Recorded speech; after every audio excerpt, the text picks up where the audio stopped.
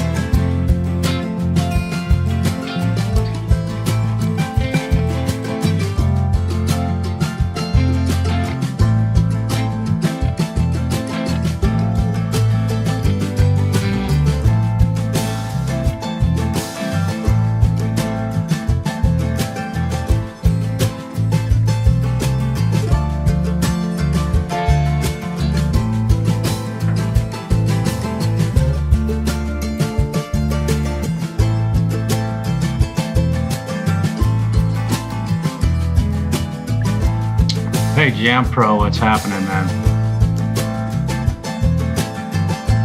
Long time no see.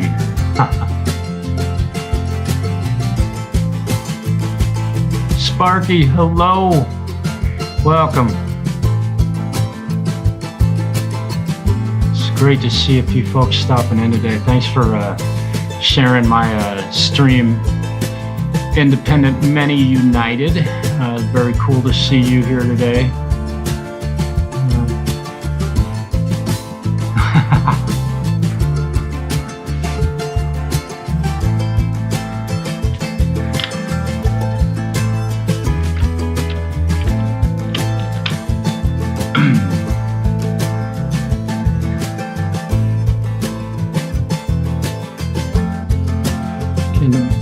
You know, just for the record, these backing tracks that I play at the beginning of my streams, I'm trying to do this a bit more often, just to get my a chance for my stream to get live. And also, if you happen to play an instrument, whether it be a keyboard or a harmonica or a guitar or a bass, These backing tracks have the key that you would use to solo to them, to improvise, or if you enjoy singing and just humming a melody or something along with these backing tracks. None of them are very long, and so it gives you an opportunity while you're just kind of hanging to play a little bit if you'd like.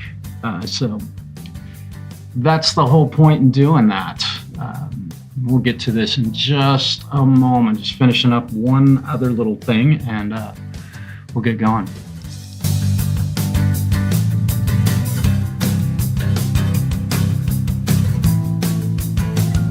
Charlie, what's up, brother?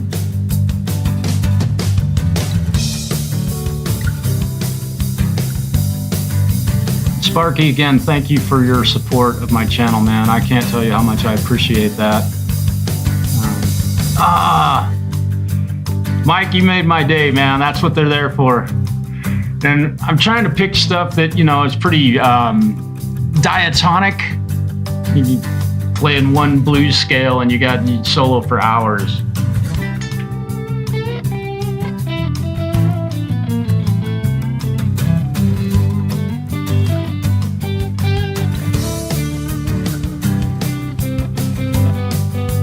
Or you can change modes if you so choose.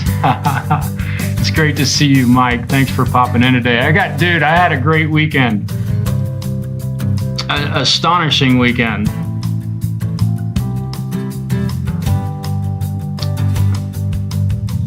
Very unexpected weekend.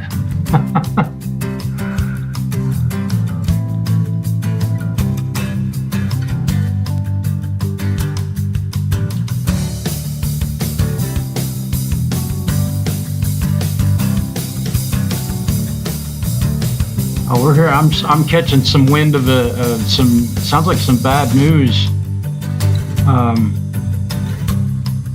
Sparky, good grief, dude.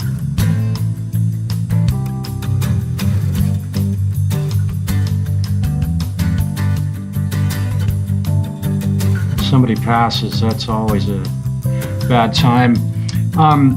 Just real quick, I have a question for those of you here. Just real quick, are you guys seeing any type of buffering going on? Have you seen the little buffer circle show up?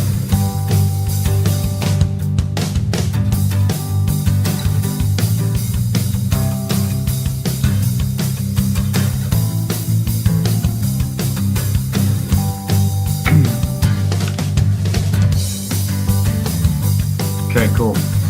I'm just seeing it in my YouTube studio window. Just so you know, I had to double check that. Okay. We'll let this song finish. Go ahead and finish your winding. And you can kind of follow the, you know where the song is at and its length. Just follow that yellow line and it'll lead you right up to the ending of it, so you can end your solo. It's going out, you know, with a bang. Okay, thank you, Falcro, I appreciate it. Okay, cool. I'm just seeing it in my YouTube studio window, which is pretty common. Mark, okay, God, my stream's working on the opposite side of the planet. Speechless.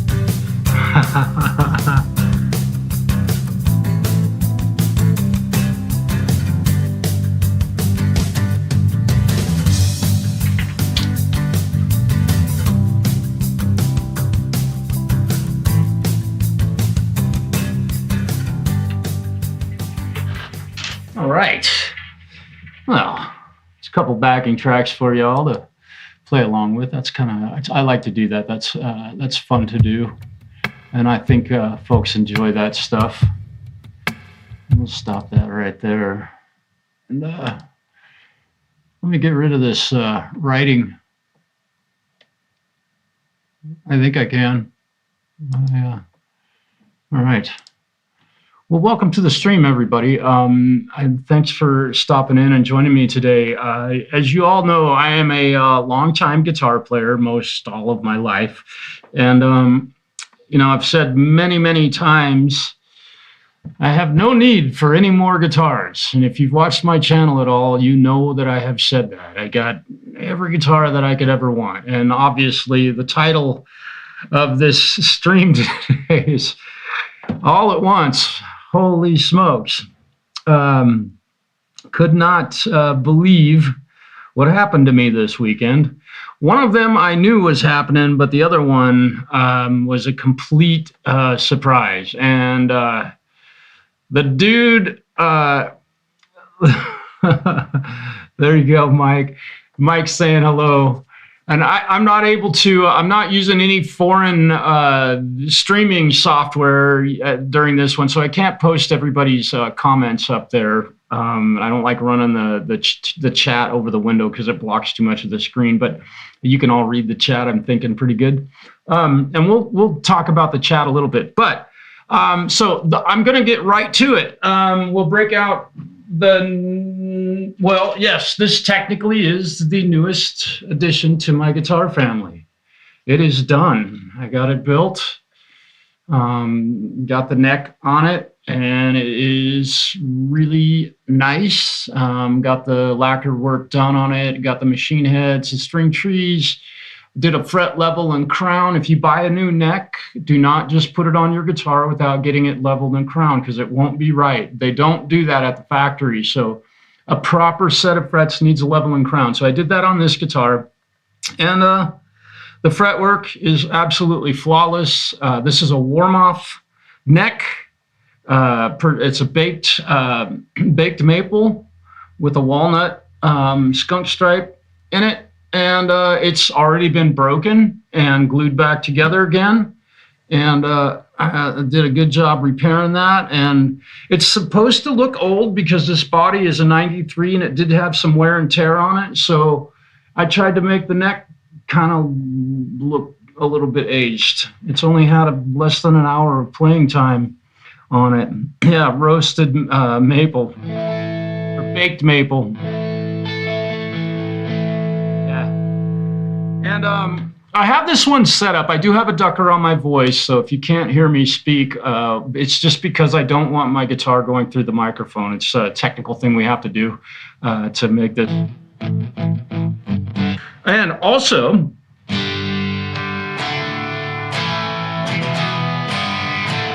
so that's my clean amp. I'm just going straight into an amp right now. I have no effects on this. This is my clean tone for when this is the sound that I use when I play live with my band.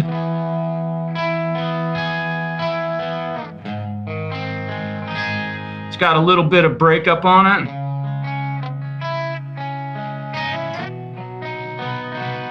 Right?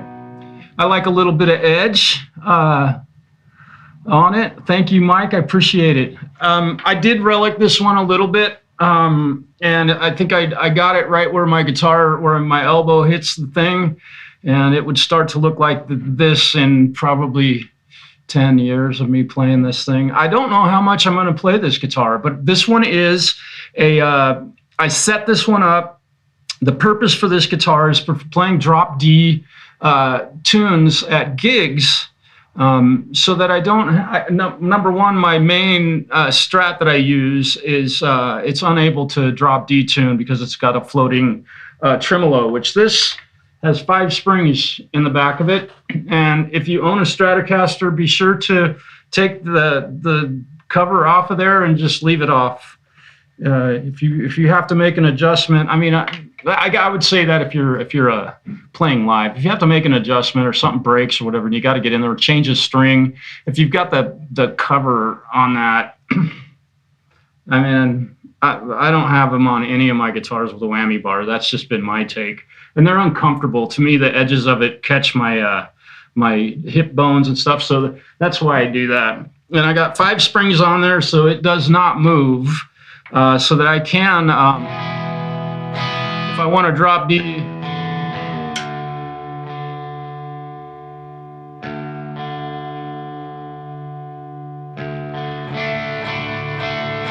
and it drops in very nicely. Ozark, what's happening?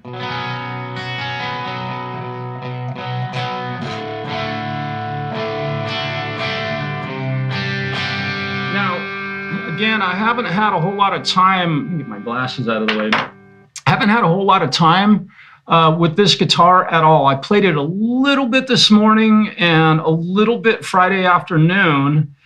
So this one definitely needs to get worked in a little bit.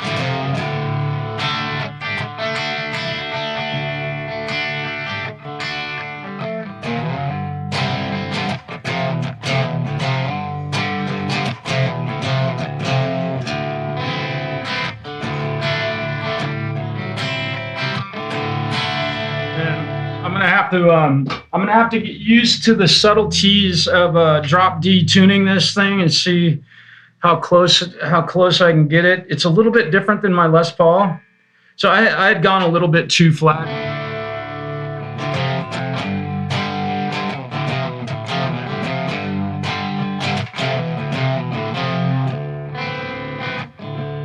Who knows that song? Have you heard that song before? Just curious. That's a rare one. Matched with the neck. Yeah, dude. Thank you. Yeah, and I had to. I looked at some relict guitars from the Fender Custom Shop, and they had taken the time to really make this wood up here where it's sanded down or been worn off to get the dirt that would come off the DNA off your arm, the sweat and such. And so I colored that in much the same way. So it'll look pretty cool, I think, live, and I think it looks pretty natural. I've never intentionally reliced a guitar that I own. Never. I'm trying to think. No, all of them that have gotten any wear on them are worn because I played them.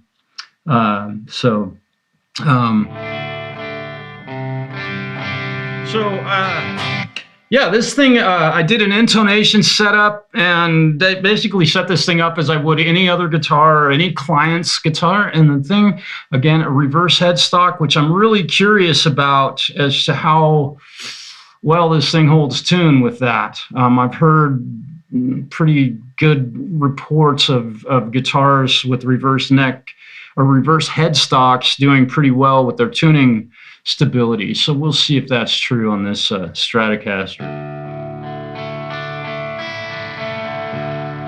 And this does have, I've kind of talked about this guitar before. It has a DiMarzio chopper in the bridge, and then it's got the vintage noiseless single coil pickups in the neck position and in the middle position. And I love 22 frets, which is where my other one really bugs the hell out of me, and where Leo Fender, my only critique, my one critique, well, there's more than one, but 21 frets on a guitar is like one of the dumbest things anybody has ever done. I don't know if you agree with me or disagree, but please, come on.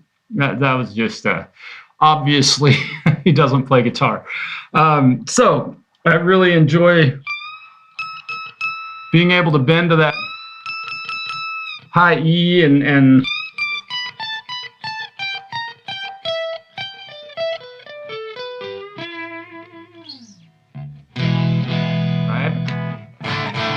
so, and also, just so you know, the balance of the pickups. And again, I'm not, right now, I'm not running through any pedals or anything like this. This is just my amp.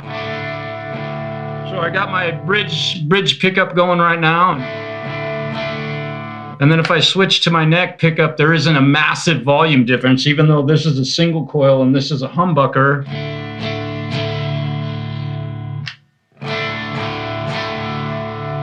You can kind of feel the difference, maybe.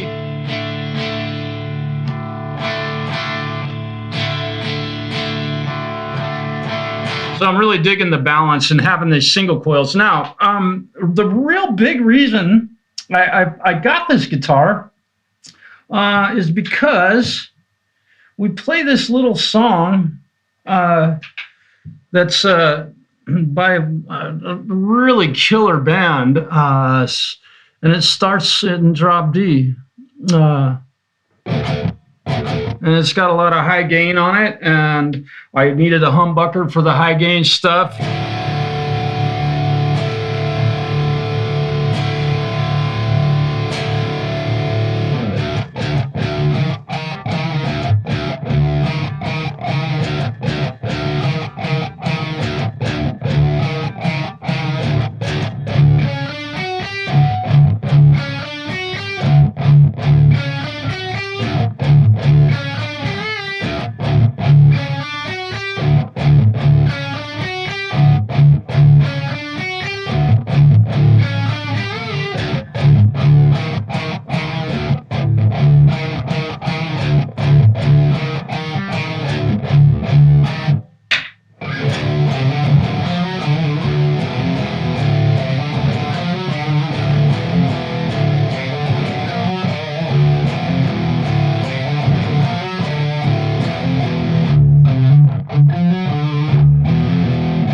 it fits perfectly. And the other thing is that I don't have to switch from playing a Stratocaster to a Les Paul at a gig, so everything will feel normal. And I have played through that song a couple of times. I've tried to match their tone with it.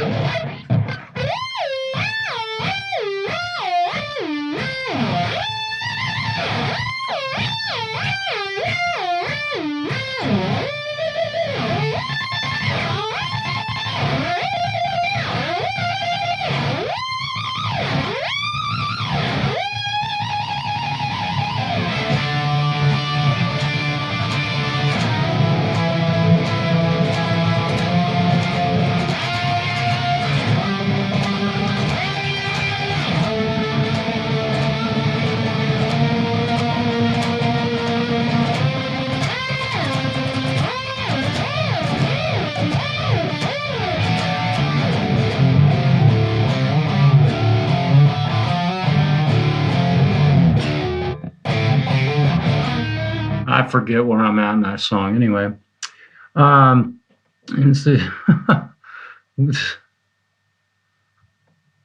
Oh, Mike, yeah, dude. I sure appreciate hearing that from you. Yeah, I think you and I would have a lot of fun just playing, man. And I'd play with anybody. I love doing it, man. This would be the most stable tuning guitar. Oh, the Douglas, yeah. Yeah. This thing is doing really, really well so far. I'm really happy with it. So,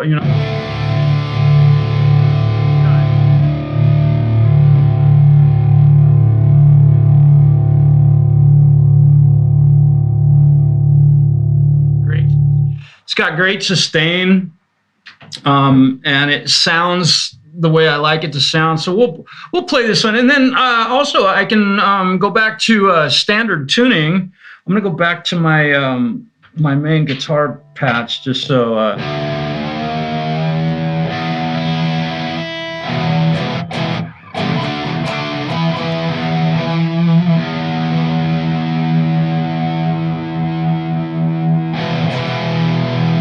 See how close I got. I'm getting used to, see, I'm still flat, so,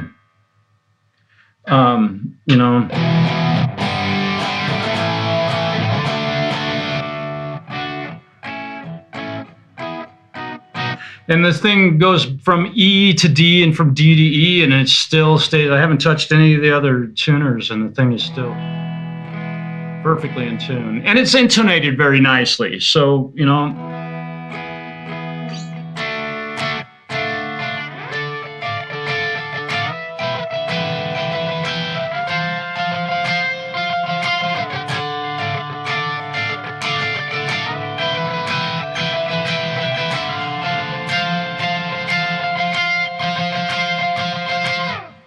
Yeah, it works. It stays in good.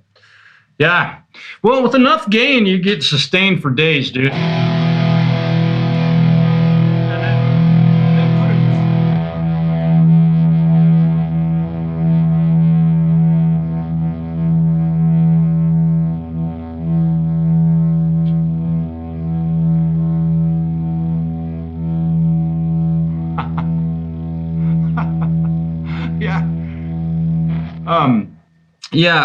Also, I did play a little trick on you there. So this is the new one that I put together, and I've already put strap locks on it, so it's ready to gig. So I will be taking this guitar and my good old number one, which I'll show you real quick. I call it my number one. Simply because I play it so much. If you've seen me on YouTube, you've seen this guitar. And this is just, I love this thing. And I set the other one up to be virtually identical to this. It has the same compound radius. It's a 9.5 to a 12 radius. That one is a 9.5 to a 12. It's and the same. That one does have slightly smaller frets, and I did that for the drop D stuff because in my lesson learned, if you're playing drop D, having smaller frets, I don't know, it seems to keep the intonation a little bit more tight, I guess. So that's that. Now, let's move on to the other surprise. And before I show you this guitar, there's a story, and I'm gonna refrain from sharing too much of it because there will be a video of the story of this one's twin. This one's twin happens to be left-handed, so I can't fool you all with the lefty thing, which we tried to plan this to be able to fake you out a little bit. But this guitar has a twin, and y'all, everybody say hello to the to Jamprosound, who, you know, if you're not aware of his ability in the recording studio and with managing professionals' quality audio, you should learn, because the man is a genius when it comes to that stuff. He knows almost as much as I do. Yeah. Oh, cool. Lost Boys and the Crow. Oh my God, The Lost Boys, one of my favorite movies. All right. Here is the other new addition to the family. I'm going to plug it in. Here is the new one. Look at that thing. I mean, it is absolutely stunning. Yeah. Yeah. And this was I'll let Jampro share the story about this thing as time goes on, when it's time to do that. And I just put new strings on this last night, and the weather temperatures have been changing outside, so it probably needs a little touch up on the tuning. Not much though, it's still damn near, it's close enough for rock and roll is what we'd like to say. And it very much reminds me of, just because of the pickup configuration on this thing, and I guess partly because of the shape and the weight, and just with regard to the weight of this thing, this is actually, yeah, this is an Agile guitar, made by Agile. It's got Grover machine heads on it. Agile was sued by Paul Reed Smith, so they can't make these guitars anymore. If you notice, the headstock is virtually identical and the body is totally identical. This thing has a 1-inch thick, actual real maple top. This is not laminated. I believe it has stainless steel frets and gold hardware. And the thing, it weighs a lot. It's as thick as a normal Les Paul. Yeah.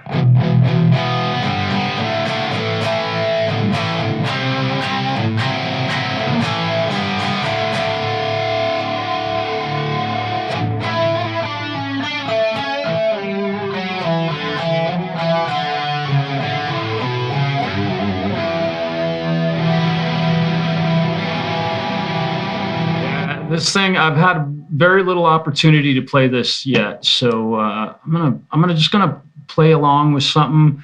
Let's see. This is E blues. I don't want to play in D minor. That's kind of sad. Let's try this Dorian mode riff here. Dorian's a pretty happy, sad type of backing track. It's happy and sad all at the same time. We'll see how this thing works. I gotta take it for a ride.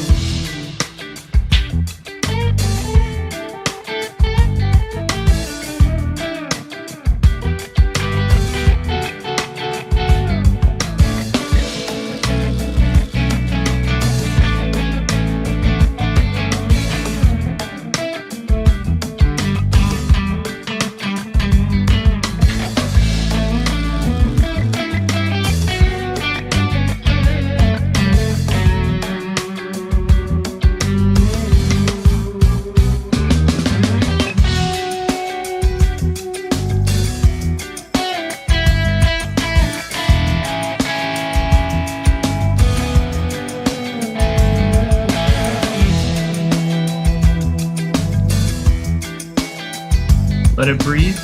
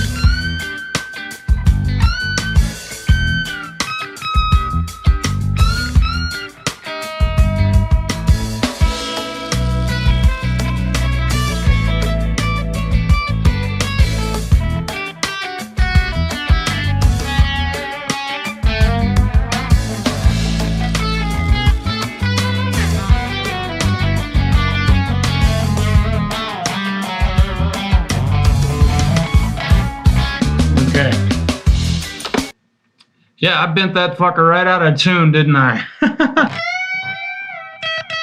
And I haven't played it this hard since I've had it, and I'm bending notes way further than. And I do sometimes talk like a pirate. I'm trying to be as careful as I can. There might be some of my students may be watching, but I'm just having a good time here. Yeah, I haven't stretched these strings far enough. It's just brand new. I just put them on, I can't remember, yesterday, and then didn't play it at all. So, two new guitars that I really got to get used to. I haven't had, I don't know, I'm trying to think of the last kind of new guitar I've had that, well, I've got the THEFALCRO's guitar that I've had to get a little bit used to, but that one, the moment I get used to it, just perfectly, he'll come get it from me. I'm almost certain of that. I hope he does. Yeah, this thing feels really nice.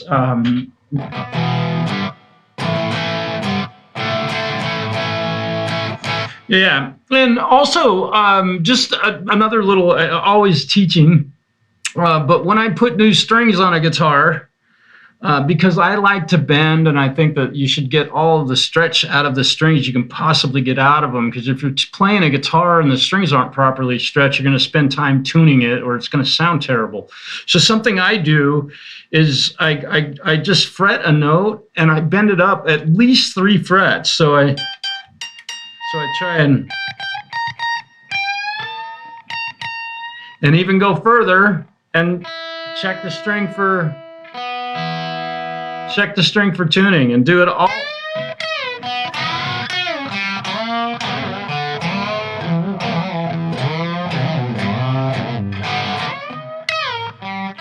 Now I can tune this thing, and it's probably whacked pretty good. Let's see. Not too bad. I gave it a pretty good stretching yesterday. I think I put new strings on it yesterday or the day before. We had other business to take care of yesterday. Yeah, the low E got whacked pretty good. So take your time to bend these strings as best you can, and don't be real nice about it, because I've definitely broken strings while attempting to stretch them many times.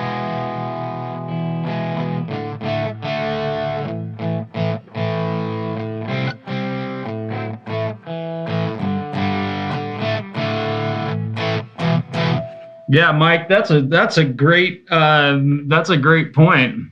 I don't know how far an Evertune bridge will move a string, but if you've put enough strings on a guitar, you know that if you pull on, let's just say, the low E string hard enough, after you've tuned it up for the first time, if you yank on it, it'll go down to C or even as low as B. You can get that much stretch out of it. So I don't think an Evertune, like if I did that, what I just did, bending all those strings like that, I don't think an Evertune could keep up with that. But I don't think that's necessarily definitely not the reason they made them. But that would be cool to find out. I don't have an Evertune. Yeah. Yep. Justin Jampro's right on that one. Do you have a guitar, Mike, with an? I'm curious if anyone has a guitar with an Evertune bridge on it. That would be really cool to experience. I've never experienced one. I think I've played a guitar with an Evertune on it, but it was at a guitar shop, and I just kind of was. It looked a little odd, so I wasn't. Yeah. When you bend a note, sometimes you got to work a little bit harder. You don't have one, okay. The Doc's Custom has one. I don't know. I don't know if you're talking about Dog Paw or.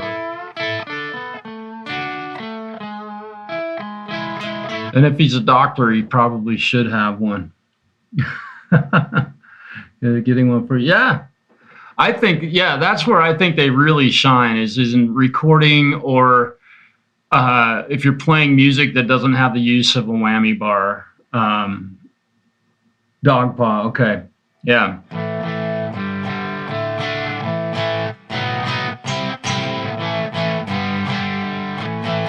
This thing, I mean, I jammed on it a little bit with Jampro. I had 4 guys sitting in this room. There was one sitting over here behind this. Justin was sitting right over there, and there was another dude sitting over there. And we had 4 guitars going in here on, what was it, Friday night. TT frets on his headless. Oh, what are those things? Steinberger or something? Yeah. Yeah, I've never had an opportunity to play with them. I think I've heard some recordings from Doc. I've definitely heard some recordings from Doc. And also, be sure to hit the thumbs up if you would. If you enjoy what you're seeing. If you're not, don't do something that just for the sake of doing it. Hopefully you enjoy what you're seeing and hearing. Hopefully the sound is okay. I did back off my overall volume going to YouTube by 6 dB, just because I felt like there might have been some clipping going on between here and YouTube. So I'm doing my best to keep my volume at a really consistently loud level for YouTube, but not too loud that I'm clipping anything. Yeah.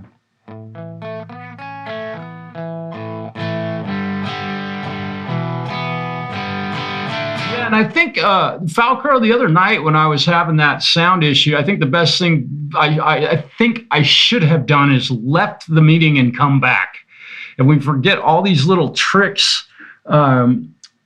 Non-musician here is all right. You've listened to plenty of music. Your opinion of music is very important, because all of us that play are kind of what do we want to say? Those of us who play, I don't know, professionally. We can be pretty boneheaded. First guitar was red. Nice. I'm trying to think. God, the first one, my first guitar that I ever bought was gray. Yeah, Falcro, that was it. I think if I had left and come back, it would have solved all that problem that we were having. It's really a bummer that, I mean, it happens though. We got to remember all these little things, and it will only happen to me. It will not happen to anybody else. Just so we're all very clear on that. If there's any problems are going to happen in a live stream, I'm the one that's going to happen to. And that true story.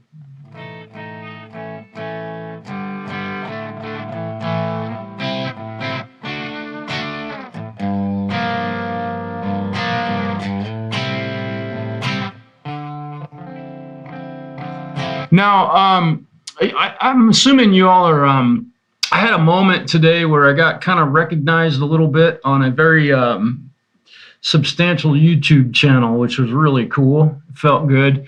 Because I studied music for a really long time, and I've listened to prominent music instructors, and I've taken lessons and classes from people who are, high-ranking doctors of music and such. And I've sat in on some that just bore the hell out of you, and other ones that are very exciting. But today, I don't know if any of you all watched Rick Beato's Stevie Wonder live stream.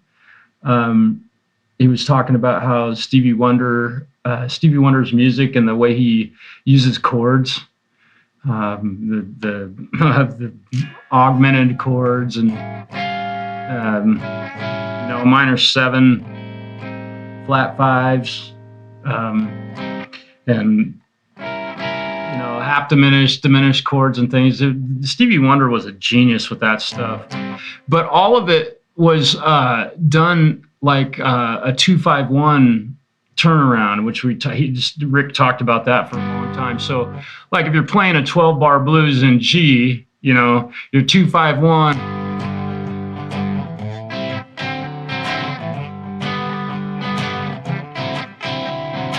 Right? 2, A minor, 5, D7, 1 being the G. It was cool because I said he was talking about Stevie Wonder and how those chords are all like the major 7 chords.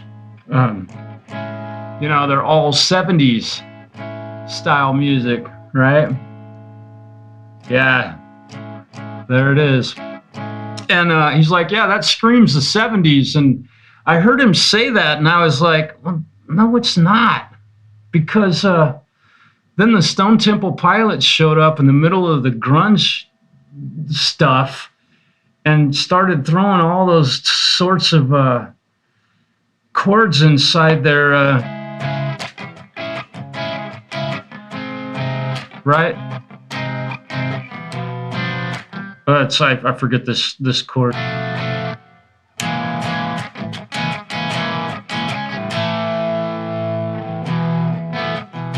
I haven't played that song for a while, but it was cool that he acknowledged my comment. I was like, hey, then in 1990s, the Stone Temple Pilots showed up and brought it all back. And he was like, yeah, somebody just said something about the Stone Temple. He was like, he wasn't kidding. The song, the big song. And I feel the hands on the weather. Right here. Major 7. Right? I was hearing that stuff back in the 90s, and I was just out of school, and I was like, oh my God, I can't believe these guys are doing this. It was such a neat evolution of going from really complex shred guitar stuff in 1989 to going to 90, where it was all and just right, simple stuff, and the next thing you know, let's see, right?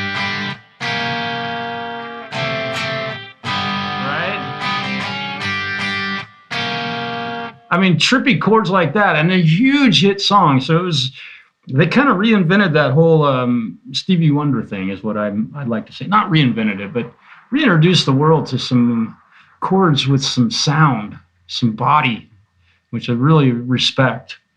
And it's interesting talking about this and some of the songs that I've written where I've used chords like an A over G. I mean, if you listen to that chord all by itself, it's kind of an odd sounding chord, but with the right melody over the top of it, it's interesting. And, you know, that's, of course, I've never written a very good hit song or anything, but that one got some pretty good reviews, and I'm proud of being able to use complex chords like that. So that was a cool moment today where I got a little bit of, although Rick and I, back when he was 30,000 subscribers, we emailed back and forth a few times, so that was cool. I love that, guys. There aren't any other channels out there that have the same type of educational properties and such a straightforward way of doing it. All right, so I have this new guitar. I should probably play it a little bit. I'm gonna take off on this one real quick, and I probably won't sing at all today, just because I don't know. I'm not feeling up to singing. We'll see what happens here. We jammed to this one last night. Pretty cool.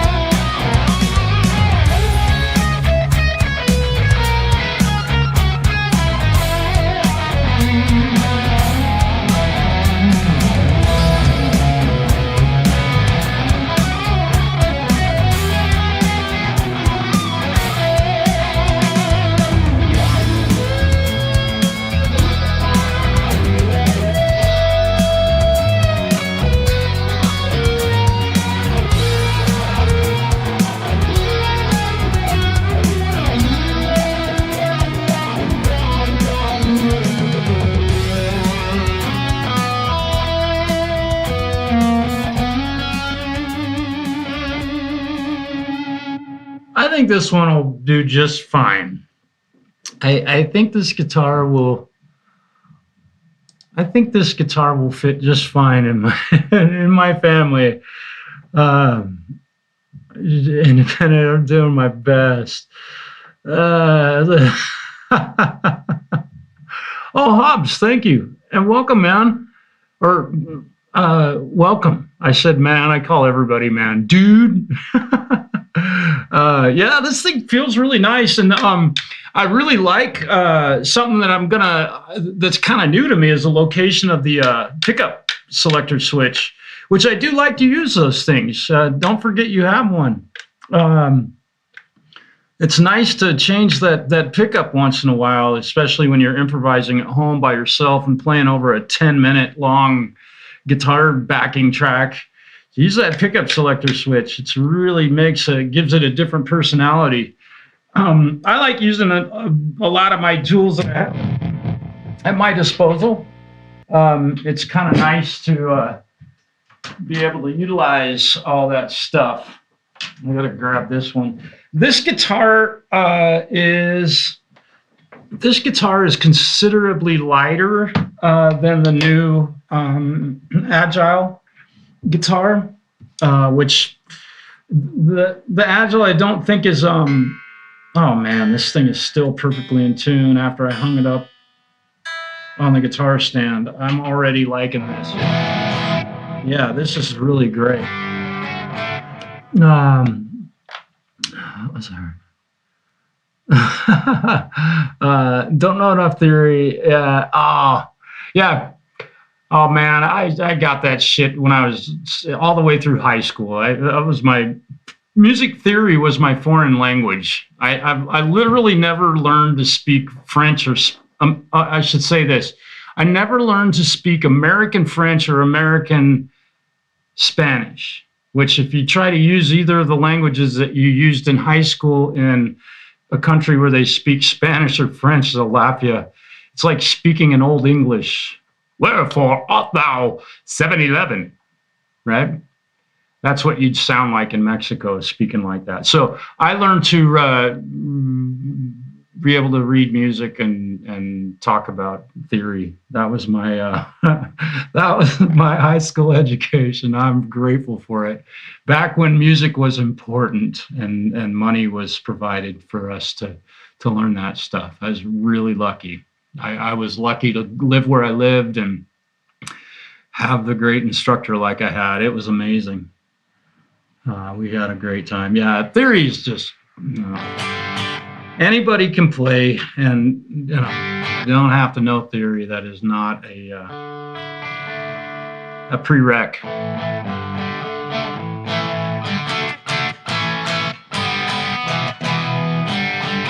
Man, this guitar is staying in tune really well. I love that. That is super cool. Let me go back here. Let me see.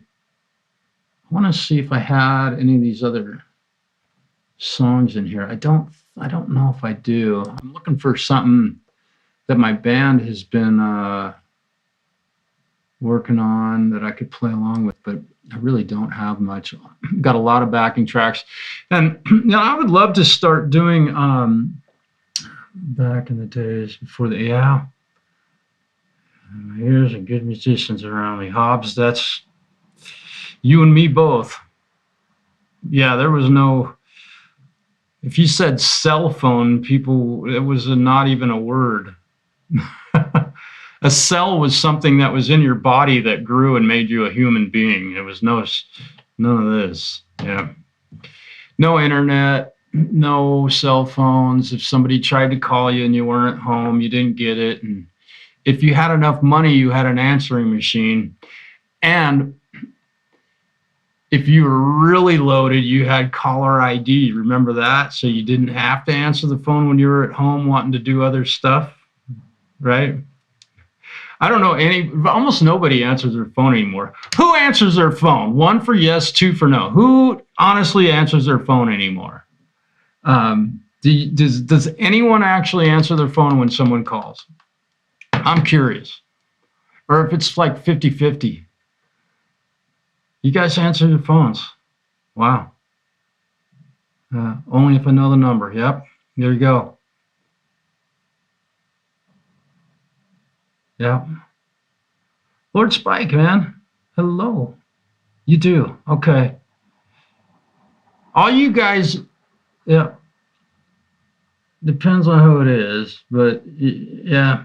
Mike, I get it. Yep, I hear you. Always answer. Yeah. Yeah. Very good. Yeah, that's cool. You'd be shocked how many people I call that clients I get. They bring their guitar in. They're all excited to get their guitar home, and I call them, and they don't answer their phone. And then they won't answer their phone, and then I get a call back in like 30 seconds. After I got done leaving them a nice 30-second message telling them about their guitar. Hey, what did you want? Go listen to your voicemail. Come get your guitar.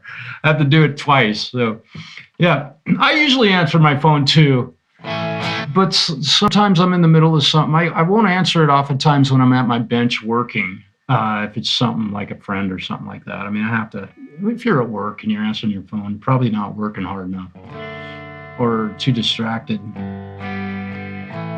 Lord Spike, it's great to see you again. And again, if you're enjoying what you're seeing, feel free to join the channel if you'd like. I've got a few members now, and a few channel members, and I will be doing for members only streams, and they'll be similar. I almost did this stream today for members only. Almost, man, I was that close. But I felt like this was good enough that never. Yep, there you go, Hobbs. Oh, cool, Hobbs. Are you in an actual working band? You guys actually play gigs? And because there aren't, and in my experience in the online music communities, there aren't a lot of people who actually play at a semi-pro or professional level, and so it's for me it's hard because sometimes it's difficult to relate to people. They don't take it as seriously as I do, or you might if you play in an actual band. I mean, I have to make sure that I'm on top of my game, which is why I sit around and play guitar solos like I'm doing kind of online right now. Got to keep my chops up, but curious if you might play in a band or if you guys have a recording type scenario set up. Because Hobbs, I don't know if I've ever met you before, but I sure do appreciate you being here. We may have met one other time, and I will be sure to go to your channel today and subscribe. And I think anymore, let's see, if you hold your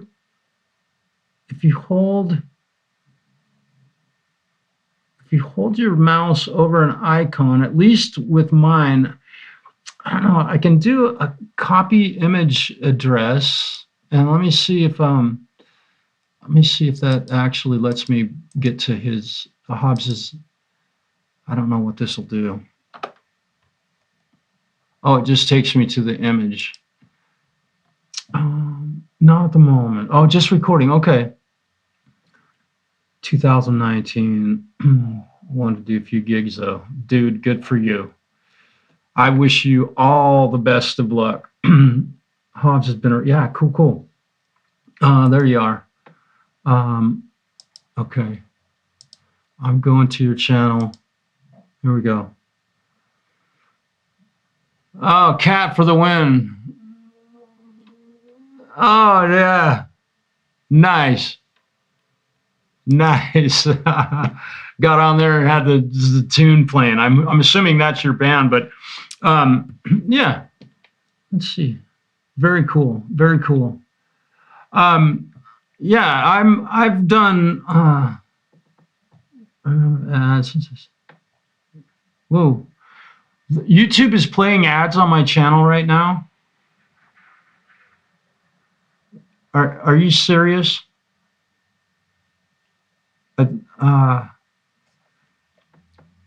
Yeah, I just subbed to your channel, Hobbs, just because when I know somebody's actually playing in a working band or doing a band recording. Cat for the win. Well, Fred will likely be here Sophia, hello, Sophia. Yeah, Fred will likely be in my shit here before too long. You'll get to meet Fred. He's famous. He's more famous than I. People like him more than they like me. Oh, okay. Not on my no ads. Yeah.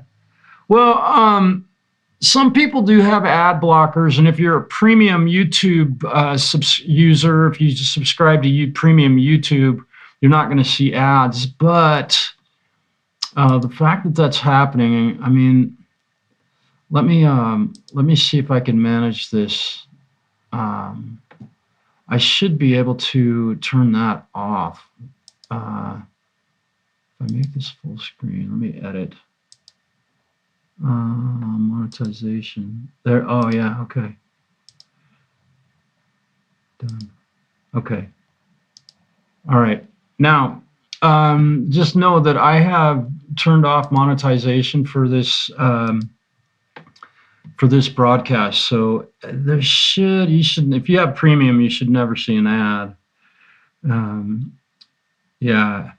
Well, and the thing is, it's interesting because if you're a YouTube premium user, you're never going to see an ad unless somebody puts one in their video, which I think YouTube needs to take care of that, because I pay to never see an advertisement because I have no interest in anything anybody's advertising on television or on YouTube for that matter. But my channel is right on the edge of making enough money every year for me to actually get paid.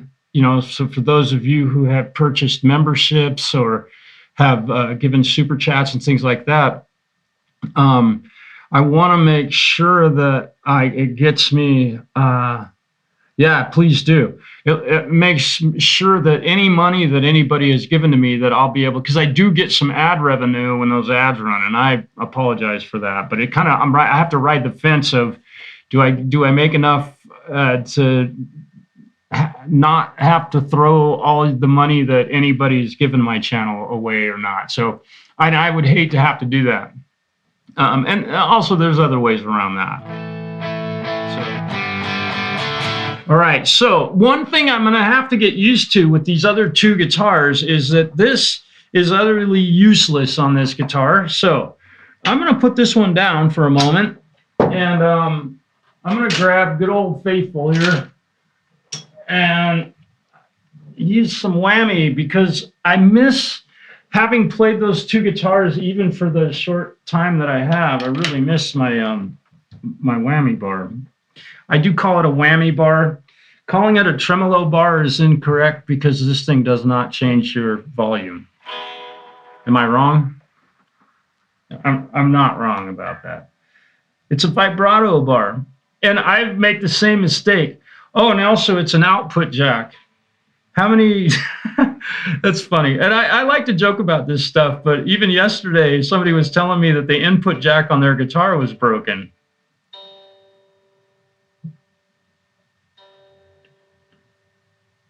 You putting a sound in that hole? You got sound going in. It's not an input jack, it's an output jack.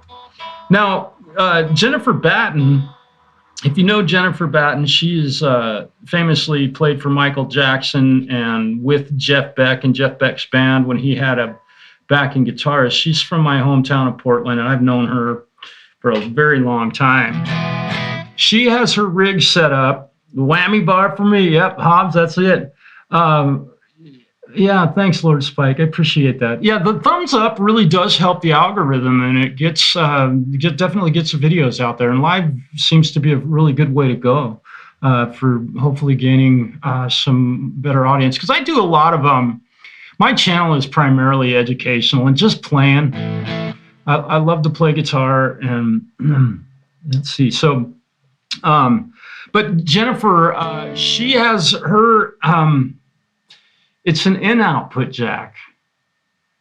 It's weird to say that, but she does have it set up so that sound can go in to run through other electronic devices that she has in her guitar, and then the guitar signal goes out. It's a very extraordinarily wild wiring system, but you can imagine, just imagine playing in Michael Jackson's band, and you got to cover Eddie Van Halen riffs, Steve Lukather riffs. Okay, right there, I'm done. I can't touch that.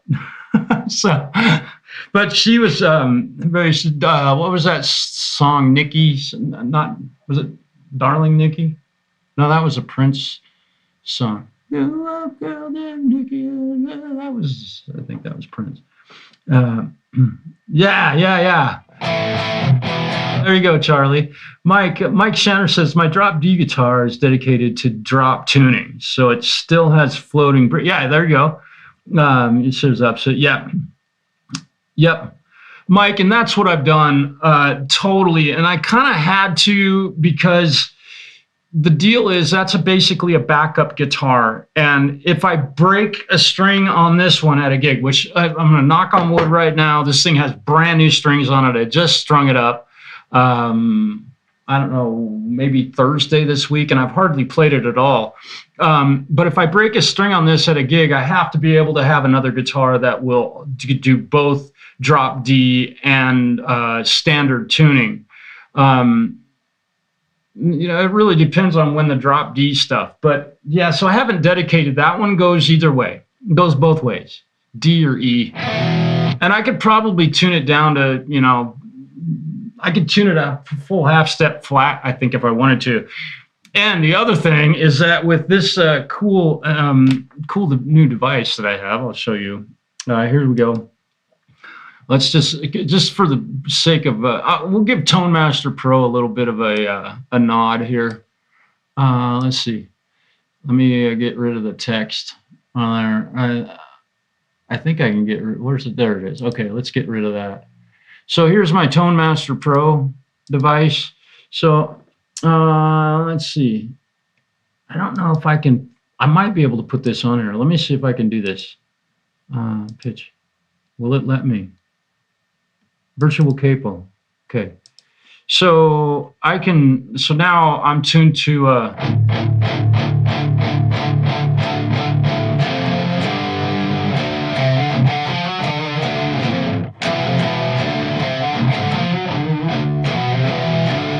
I'm not drop D, but I'm tuned down a full step. And if I want to get really nasty, we can go, super low.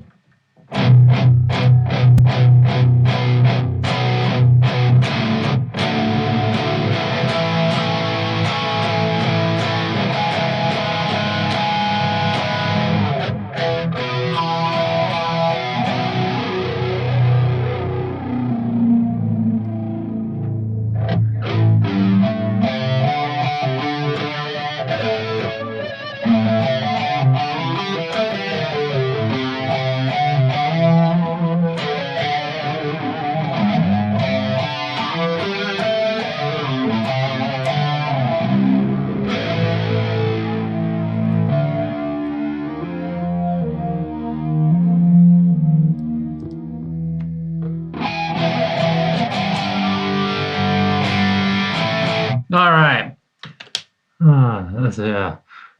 How different is the fast versus normal tracking? Fast versus normal tracking. Pitchfork pedal. Yeah, it's almost identical to that. It probably looks a lot like the. Yeah, I forgot to turn that. That's a good question. We'll go fast tracking on that. And let me see. I think I can. Oh no, that's not what I wanted to do. That's what I wanted to do. There, now you can see me up in the corner there. I think I'm. Let's go Alvin and the Chipmunks. Okay, we're gonna go Chipmunk. We're gonna go Chipmunk.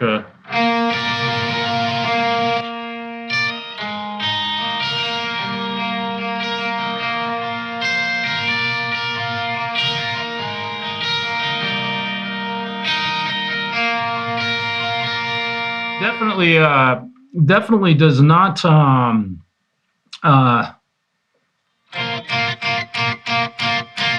Yeah, that doesn't sound real good when you go up in pitch and don't have any. But it's a virtual capo, so that's fast tracking.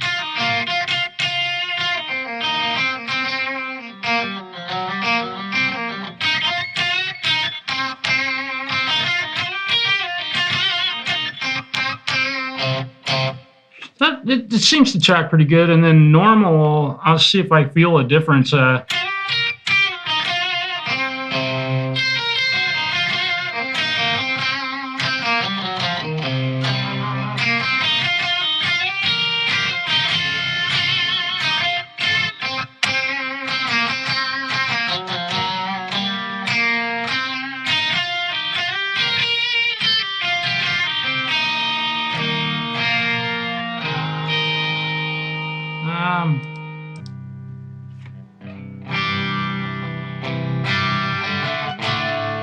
Yeah, I think more the fast tracking versus the normal is kind of it's a feel thing. I'm gonna pull this off of that just for the sake of not needing it on my main guitar rig, but you know, and I use that effect for what's the song? You guys will know this tune. Where's my? Oh well, here's a song that I use it on. That we have we use a dotted eighth note thing, but our vocalist likes to sing it in the key of B flat. So check this out. I have this drop down -6, right? So now I can play this song Radioactive.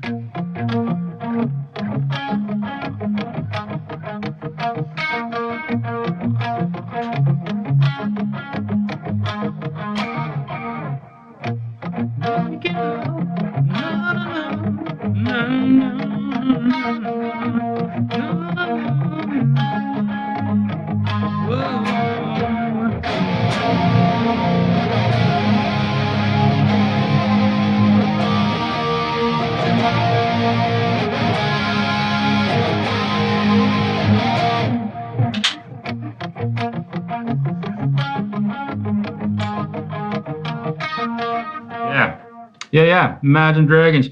Not a famous song, but I'm able to play that in E instead of having to play it in B flat, which gives me some options for some open strings and such. So, pretty cool. And I use it for another song. Where'd it go? Where is it? Oh, there it is. You guys, you'll know this one.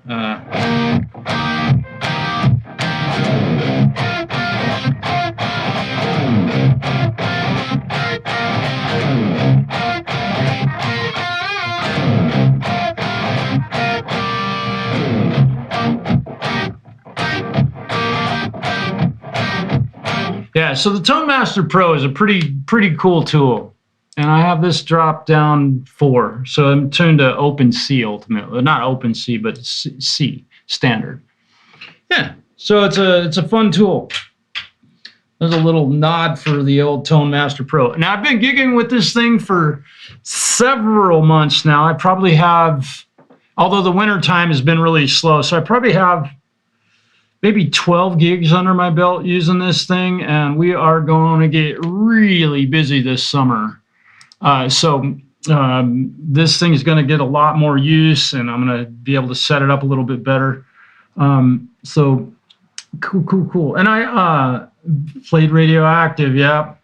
And, you know, we don't play that song very often. It's kind of been overdone in the cover band circuits. But the version of it that we do is quite different from anything else I've heard. Oh, Jampro, dude. Yeah, you know, and that's another cool thing that we did. That we had a really fun weekend. Yesterday was interesting. Yesterday was interesting, but we had a really fun weekend. Jampro was here and, of course, gave me that guitar. God bless you, man. That was just it's completely unpredicted, unknown, and everybody that knows Jampro, and I don't know if the TheFalCRO was in. I don't know how many of you guys knew, but they all were just kept his zipper lip. Nobody told me. I had no idea I was going to get that guitar, but he brought his guitar rig here. And we plugged it in just like I'm plugging in my Tone Master Pro. And he's like, just play it and tell me some settings. Get a guitar tone that you like. And another thing that he said, he's like, I really like I like what I'm hearing from you out of your Tone Master Pro, and he basically has the same type of rig. And so I just started having him turn knobs, you know, like the Falcro was doing on his program, was like mess with my amp. Where you could go on there and tell him to turn the gain up or turn the gain down or put some reverb on it or change the speaker cabinet, and he's doing all that stuff. Well, that's kind of what we did Friday afternoon after Jampro got here, Friday evening, and man, it was fun. And my hope is that I mean, I don't know how the actual sound really was. Although I did test it with some backing tracks and it worked. Don't ever determine. I can say this confidently. It is very important to not determine your guitar tone all by itself. That is can be a huge mistake. Robbie, holy smokes, man. Good to see you. Beaver's in the house. I like it. That is so good to see you, man. So with Jampro's guitar rig, we just plugged it in and got going. I'm like, all right, now I play a backing track and play along with it. And it was just, so we knew what it sounded like, if it would cut through the mix, or if it was way too much, it sounded too much like every other guitar. Started with, yeah. Improved for sure. Yeah, that's important. Yeah. Yeah, and we definitely did some different stuff using different amps and things like that. But, you know, I had fun doing it, man. And you guys, the coolest part of that was getting to be able to sit there and just play. I don't even know. I might have been. I can't remember if I was playing. No. I was playing my new white Strat, and then he's just changing stuff. If you're a guitar player or a vocalist or whatever, and you've never sat there and let somebody else turn knobs for you on an amp, and you be able to go, no, turn the mids down a little bit more, and they have somebody, give me some more low end, and all right, now put a little delay on it. Man, it was so cool. It is an amazing experience to get to do that. Adding the second scene, yep. Yeah, that what Jampro just said, he was able to, like, with the push of a button, I'll show you, like on my amp rig right here, if I push one button, I got a clean amp, which isn't terribly clean, but it's clean enough. If I don't hit my guitar real hard, it's nice. Right? And if I hit this button again, now I got gain, right? And I can have a clean amp with a little bit of overdrive. And I can have a dirty amp with a little bit more overdrive. Now, there's not a big, huge difference, but it feels different, and that's what this stuff is all about. You can't feel it, and that's the unfortunate thing about YouTube and sharing this sound. Yeah, I don't hear any difference. I bet you don't. But when you're playing the guitar, that's when all these little buttons will make a big difference. You hear about people, the tube screamer never does anything. Well, you're not playing the guitar, and it really does. I need to play a guitar solo using this guitar. Let me get this out of the way. I'll put this up here. That's a good spot for it. And I had some new backing tracks. Let's see. This one, I don't think I've ever played along with this.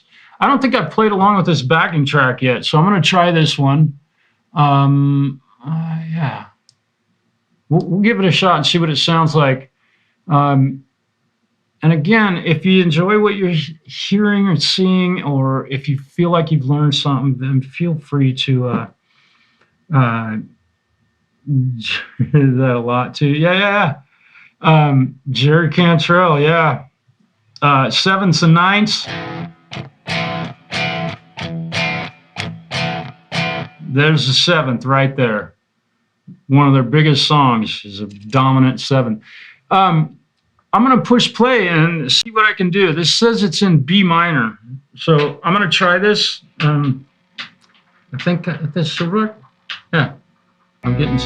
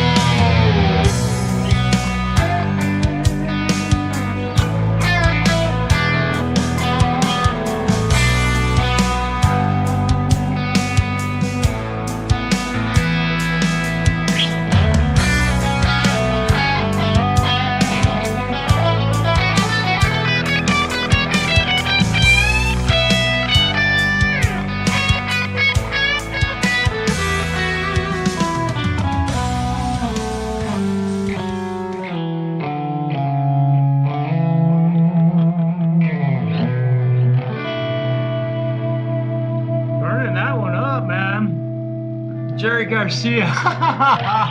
Okay. Robbie. Oh, man. I'm still listening to that one song that band wrote. I've always joked about the Grateful Dead. Oh, thanks, Ozark. Hobbs, man. Yeah, I see you in the house. Indeed, you heard it. I did it 2 different speeds that time, Falcro. That was pretty slick. I was gonna try and do it at double time, but I never got a hand solo. Yeah, dude, what's happening? Thank you. That's great. Welcome to the stream. And anybody, if I haven't said hi to you yet, forgive me. I'm playing a little bit and trying to see what's going on and keep track of everybody. And hopefully everybody's having a really great Sunday. I have had an amazing weekend, and here I am playing one of my old guitars. And let's just go through these one more time, just so y'all know. I should take a photograph, because I don't think I've held both of them at the same time, but I got, I got that out of the way. Put a ding in both of them. There they are. Yep. This one I kind of built. It's a Frankenstrat, and this one is a stock Agile PRS copy with a solid maple top on it, man. I don't know how much these went for brand new, and I didn't even ask what, and I'm not, that doesn't matter. I just feel very lucky. Friday was a really good day for me. I got both, this one came to life, and this one came to my home, and it came to live with me, and I'm really grateful for this. And this was this PRS is a copy, is a gift from my friend Jamprosound. And you know, it's with regard to that, a couple, I don't know, it was a year ago or so. I mean, there's more to it. He and I have been friends for roughly half my life, pretty darn close, and we've worked a lot together on music and played in a band together. But about a couple of years ago, a lady came into our shop, and she's been a longtime client of mine. I've worked for her tons, worked on her instruments and basses and ukuleles and mandolins, and all left-handed. And she loved playing, and she was a lefty, and she learned to play and all that. Well, arthritis got the best of her, and she couldn't play her instruments anymore. She wanted to sell her. She had a beautiful Stratocaster and a little Ibanez Geo, and then I saw that Strat, and I just fell in love with the color, and it was just gorgeous. Beautiful wine-colored, left-handed, and I did a setup on it, and I gave that to Justin. I was able to buy it for a pretty reasonable price, and I gave that to Justin as a Christmas gift, and he's modded it out and put new pickguard on it and made it look, you know, it's just totally killer. Yeah. So anyhow, that, I think he was kind of getting even, trying to get even with that new one he gave me. So I am so grateful, man. Yeah. Let's. Oh, and Han, yeah. Yeah. And you know, here's something that I've done in the past, and I kind of got away from it, but I'm really thinking about reintroducing this option to YouTube. And as we all know, you can't play actually together on YouTube. There's no way for 2 people to play guitar together. We couldn't play a song. However, if let's just say we're in a StreamYard meeting, let's just say we're in a Restream meeting or whatever form of thing you're using that OBS should do anyway, but nonetheless, the 2 of us could get together, and if I'm playing a backing track on my local, I could play that backing track that I just played. The 2 of us could play along with that, and you're hearing it from Restream, so what you're playing and what you're hearing is perfectly in time for you to be able to. So it's just like watching a YouTube video, right? And the thing is that we can broadcast that to YouTube. Now I'm giving away all my secrets, but you can broadcast that to YouTube and have two guys sitting there playing together. Now, the one caveat, I suppose that's a proper word, is that the video does not sync, but the audio is absolutely perfect. Because if you're playing along with a backing track with me on Restream, any latency is nullified because you're playing with it on Restream, and that audio is what's being sent to YouTube. I have not tried it on Restream yet, but I've done it on using StreamYard as a subscriber to StreamYard, and it can be done. So on my YouTube channel, my home YouTube channel, if you're a guitar player and you would like to come on and improvise, and okay, here's you don't have to have it's not about being the greatest fucking guitar player in the world, which I'm not that at all. I learned to play and I could play pretty good melodic shit, and I'm not very fast, but I always say that, and people go, you're full of shit, you're really fast. I'm not. But you don't have to be the world's greatest guitar player to come in and join in on something like that, to be able to put it out there for people to be able to hear you improvise. And the other cool thing about that is that in doing that, it's an inspiring experience where I might play something and it will inspire you to play something, and then you'll play something and it will inspire me to try something different. So the Bumblebee, the video, I don't know. I don't know. Oh, Lord Spike, you're so kind to say that, man. That means a lot. No, I mean that. I don't know. I don't know if you sent that to me today, and I did. I should share this photograph that you sent me, because that is priceless. Let me see. Where's my mouse? No, I don't know if I don't know if I saw that or not. Charlie. I probably did. It must have been a while ago. She shreds. Is that the one? Yeah, I did watch that one. Forgive me, you guys. I'm looking for a message that Charlie. I'll look for that some other time. Anyhow, I'm gonna come play with you. Trouble doing it. Oh, Hobbs, thank you. Well, yeah, and I don't know what the. I mean, there are some technical things that you need to be able to do with your home computer, and believe me, Jamprosound and I. Procrastination, hon, I hear you, dude. Get over that. Just do it. Can't never did anything, right? My dad used, I can't do that. My dad's like, can't never did anything. Get up there and do it, you know?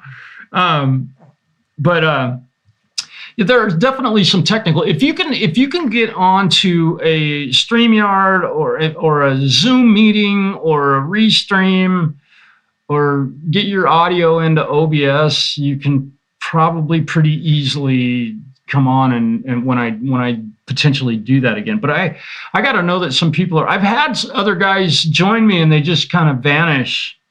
And again, it's not about being the best guitar player in the world, and there are certainly plenty of people out there that smoke me. I mean, I wish I had written a great song, but I've never, certainly not a rock star. Oh, yeah, here's the old Fred Meister, Hobbs. You want to get up? You want to get up there? you gonna get up on my desk? You gonna do it? No, you're just gonna sit there? Okay.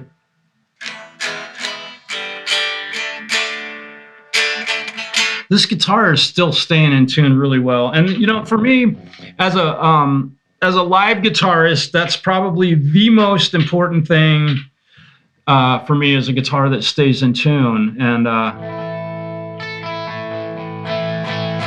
And this guitar is really doing a good job of it. I was having some tuning issues with it, with that other neck that was on it, and machine heads. It was all just a junky. It was junk. And also, this is a reverse headstock, so I'm really digging that.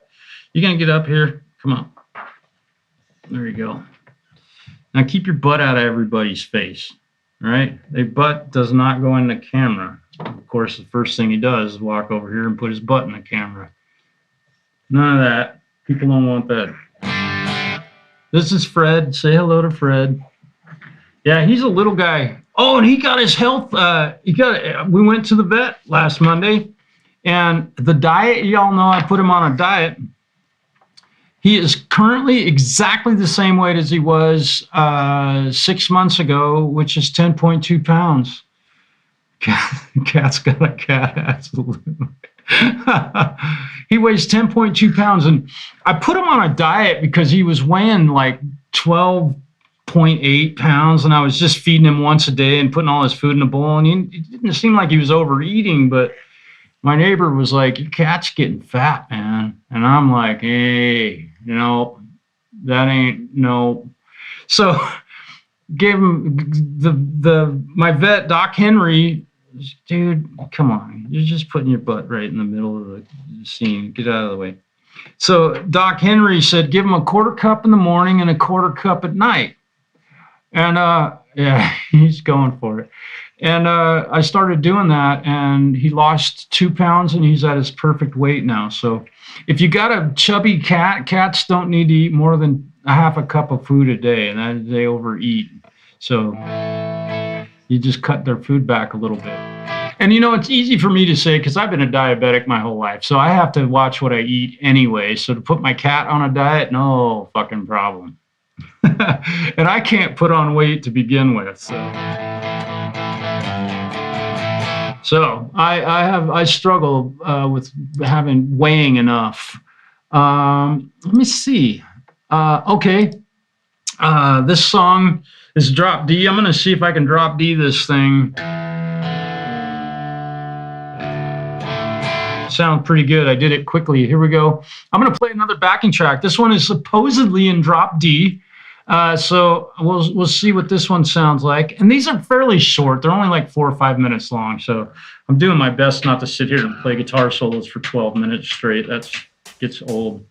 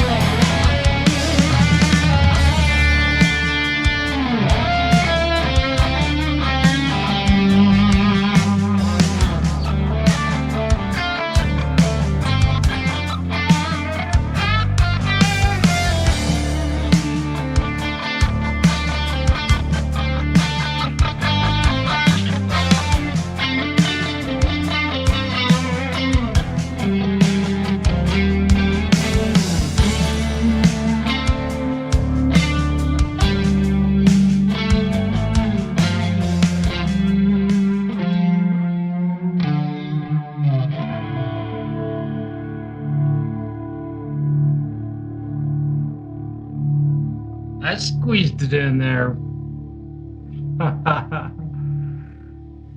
Oh. Hopefully Fred didn't stick his butt in front of the camera, man. Fred's in the pit. Yeah. Oh, thank y'all. The string tree, yeah. I had to do it like that. Oh, let me stop this.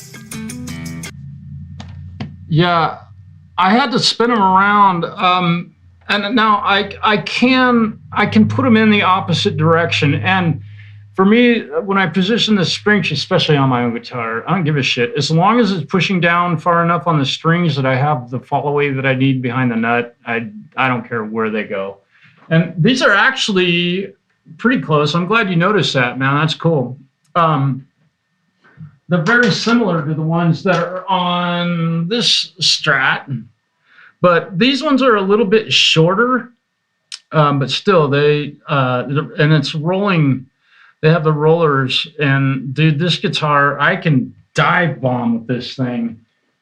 And I mean, I know a lot of people don't like using the whammy bar on their Strats and stuff.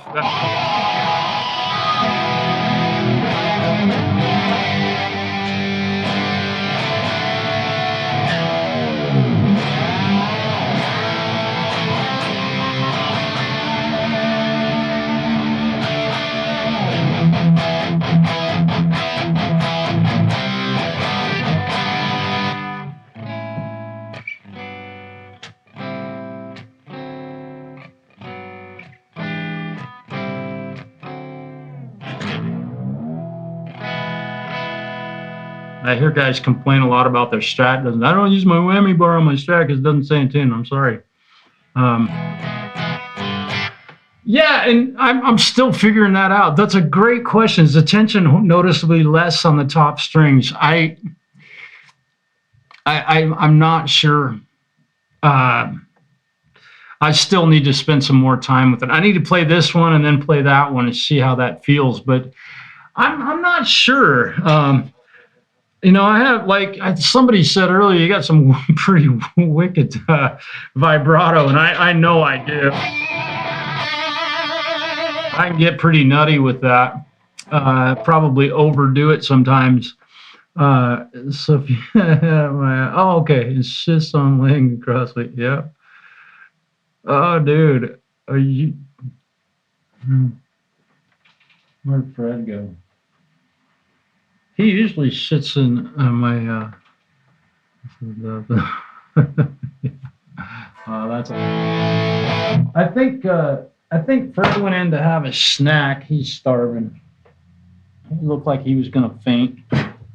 He usually lays right here, literally about 2 feet away from the camera, on top of my audio interface because it's nice and warm. And either that or the moment I stand up, he likes to lay down right where I'm sitting. So I end up kicking him out of my chair a lot. Yeah, so this thing stays in tune really well with the use of the whammy bar, which I love. I mean, I don't dive bomb with it very much, but like you get to the end of a song at a gig, let's just say,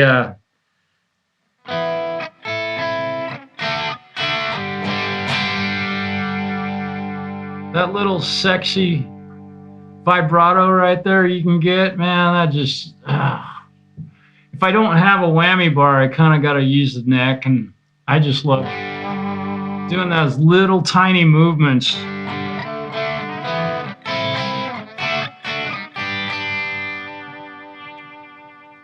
It's a great way to end a song. Let's see.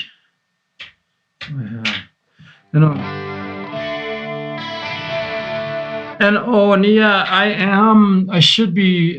am coming across in full stereo. I'm playing through 2 cabinets, so if you're hearing it in stereo, you're supposed to. When I put some chorus on this thing, it really gets pretty, I think my tone gets really big. Now, I don't have it panned 100% left and right. I've got them panned in, I don't know, maybe 50-50 left and right. So there's a little bit going spread out. I don't like panning them all the way out left and right makes it a little bit too spread out. It sounds kind of fake. Yeah. Yeah, let me see. Let's go to dotted 8.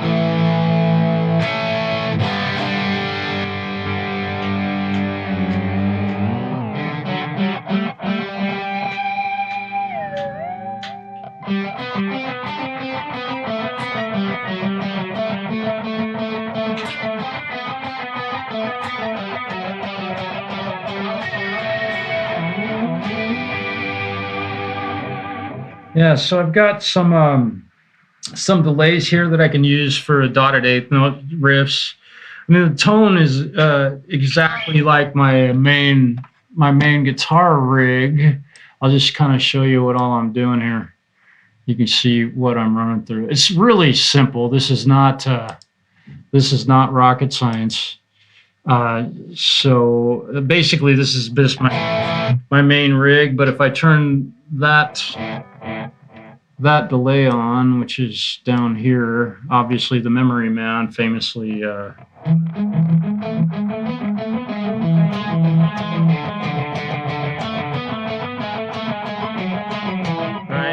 and so I can do that with the dotted 8s, but then I can turn on this other one and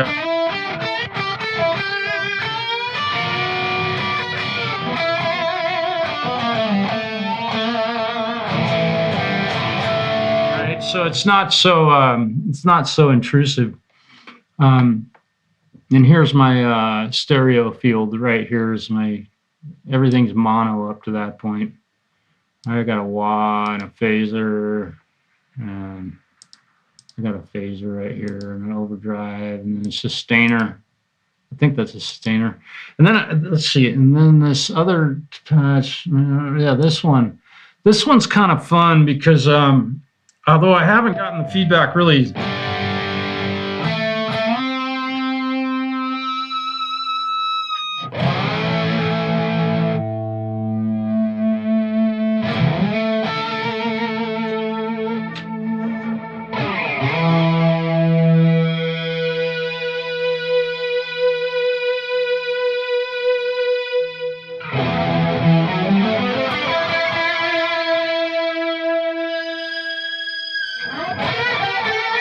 Got that feedback, and I have that set to a momentary, so I can step on one of the buttons on my pedal board and I can create that feedback with that feedback generator. Pretty cool.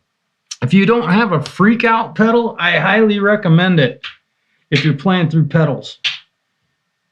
That is a really fun really fun pedal. You just got to be patient with it. You know, and set the timing of it up right. In fact, I use it on, let's see, there's another one. Oh, I gotta do, okay, let me try this one. I think I played this the other night, but I don't have, oh, come on. I don't have the backing track of it here. I think, I don't know if I'd get a global block if I did play the actual song, but as you can see, the name of the song probably up in the top part of that screen. We do cover that song. And the other thing is that I have yet to play this song with this guitar, and that's part of the reason why I got this guitar. All right, so.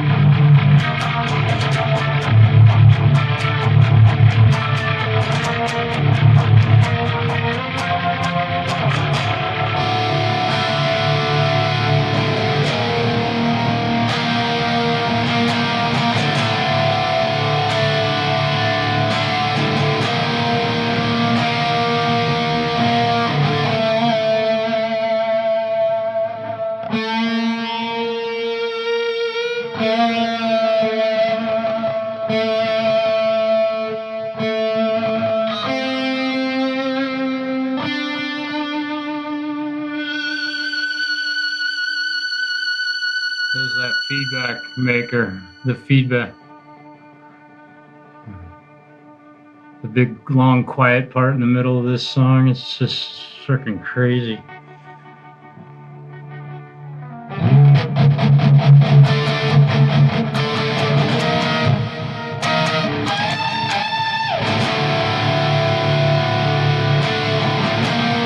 Yeah, this thing will work for that song. Holy crap. I think I could do that song with this guitar live. That sounds fantastic. Holy shit. There's ketchup. Oh, no. Oh, no. You guys talking sad cat stuff. Right. And let's see. Let me go back. Wow. Damn, dude. This guitar is... I fucking love this thing. I really am digging this guitar. This thing is... See how in tune it is here. Here I'll let's see, how can I do, I gotta do it silent. It won't show me on the unfortunately on the screen, but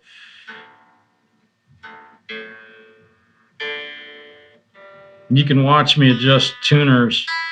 The thing is still perfectly in tune. The the D string was flat a little bit, probably from me banging the tar out of it.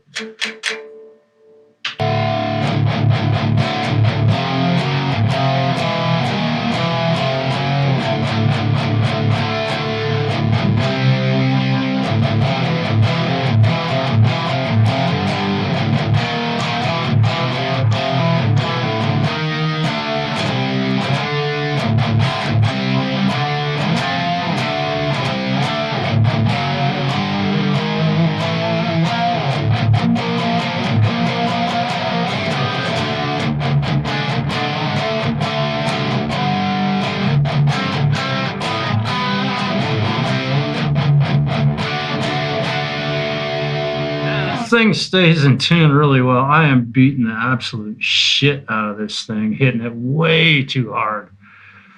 But you know, you got to test them because you get playing live. If you've played a live show, hopefully most of you have played a live show before in a band or whatever, because you get up there in front of people and the adrenaline starts flowing, and the next thing you know, you're hitting a guitar 10 times as hard as it ever needs to be hit.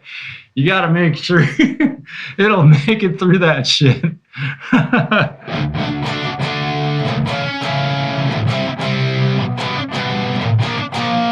Oh, you know, here's something else. Any of you guys tech your own guitars? I know. I think there's definitely a couple guys. Justin, literally, Jamprosound watched this happen. I glued the nut into here, and I literally didn't have to touch this nut. I didn't have to adjust the nut slots at all. Zero. And it's absolutely, I don't know, to say it's perfect, it's hard, but I didn't measure it either, but god damn, I mean, you can hear it, and it's in tune.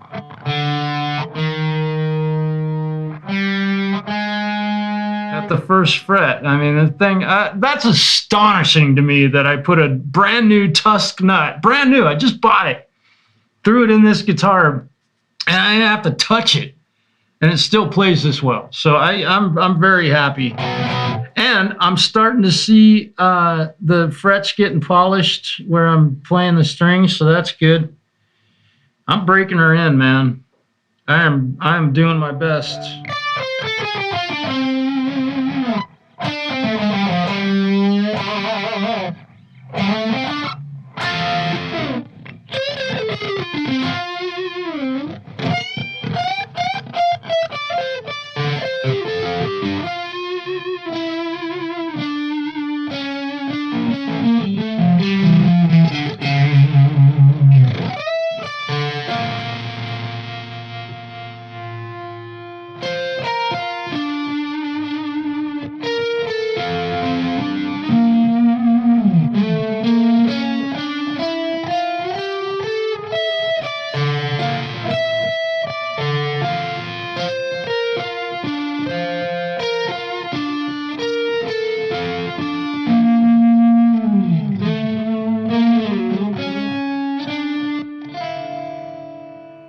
I think it's so nice, man. Tusk, yeah. Yeah, Hans, dude, I am absolutely astonished that this thing, and I haven't, you know, they do this on purpose. They do make them a little bit too wide to fit in an exact, this is a licensed Fender neck. I put the decals on it, but they do make them too long, and then they do that on purpose so that they're not too short, right? Measure twice, cut once. So I just am shocked at this, man. I can tell. I think that I can. Not. I think. I know that I can lower the first fret action on the D, G, B, and E string. These four, I'm definitely going to take a little bit of cut. I'm going to lower that down to the fret a little bit closer. I can see that they're a little bit too high, but the intonation is, I mean, I'm using my, so that's perfectly in tune. And A flat is ever so slightly sharp.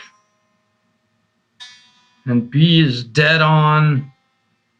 And C is just like +5 with regard, what is it, 5 cents? Oh shit, now I have to tune the high E string. God, of course, as soon as the E is perfectly in tune. So yeah, I need to lower this first fret action. And I don't know if here's another little side note, guitar setup, unsolicited advice. It just came to mind.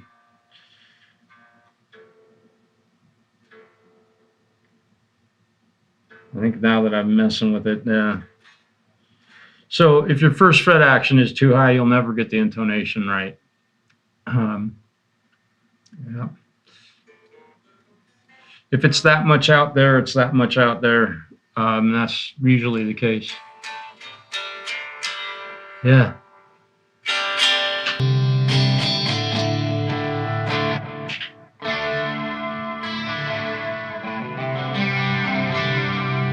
Let me see. I'm trying to think of a tune I haven't played. Oh, here. Okay. I haven't sang for a while. I feel like doing that because I know that there are folks that are in attendance of this stream that enjoy singing. So let me get rid of that, and let me put a bunch of effects on my voice. That's better. Let's see if I can. Oh, I need to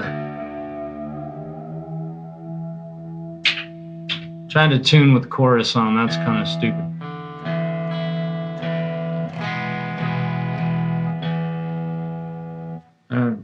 I don't think I have the world's greatest singing voice either.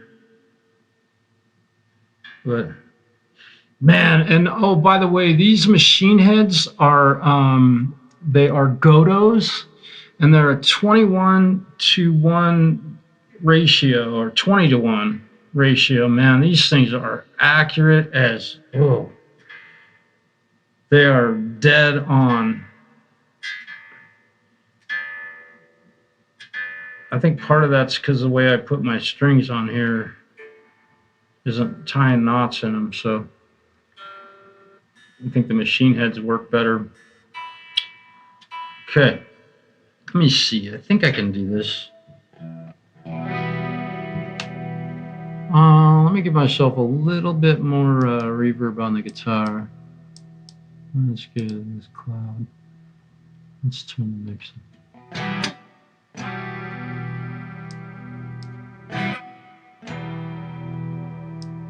Yeah, I don't want that much. God, I haven't sang this song in a long time. You guys are pulling it out of me. Has it been 5 years ago? Holy shit. Oh, excuse French. I'm sorry. If you're a youngster, I did not mean to.